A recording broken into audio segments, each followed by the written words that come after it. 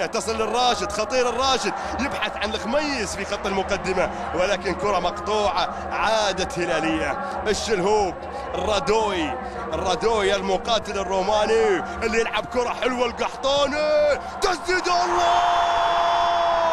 الله عليك الله عليك يا ولد القحطاني، ماذا عملت يا قحطاني؟ استلمها حلوة ولعبها ولا أحلى، والله يا شكلها للمرمى، والهلال بهدف أول. برافو يا